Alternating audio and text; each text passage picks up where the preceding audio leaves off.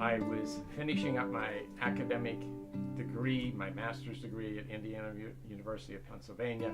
I was doing my thesis. I was finishing last coursework, getting everything ready because that was going to be the time of my graduation.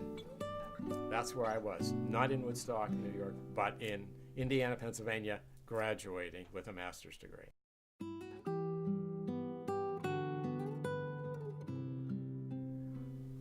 I was teaching that at that time period, and I could see a change in student behavior, somewhat their dress, their hair, their attitude.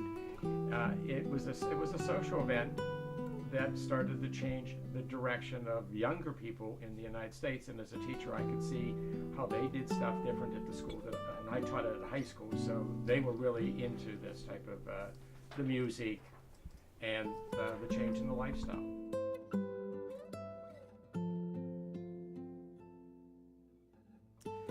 My political stance was probably, I would say, neutral. I was never for it or against it.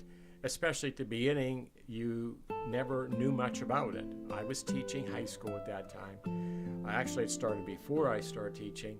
And when I became a teacher, I found out that I was going to be draft exempt because there was shortages of teachers and teachers were draft exempt.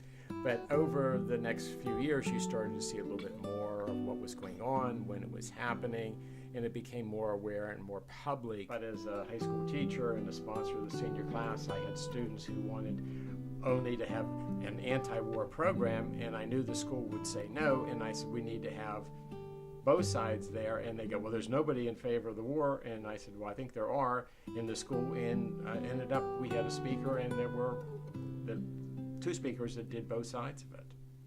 And I thought that was a better situation, and those kids were surprised there were actually students who were in favor of the war.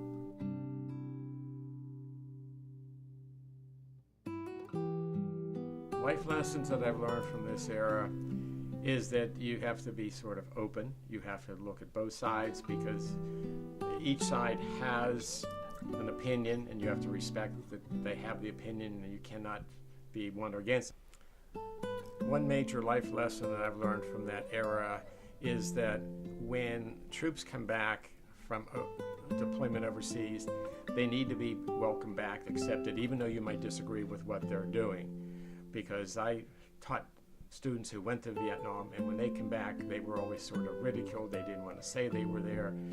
They didn't feel accepted, even though they felt they were doing the right thing, until the Vietnam Memorial was built in DC and dedicated. And once that happened, people started to accept that when there's something you disagree with, but there needs to be an acceptance of what happened, not being nasty.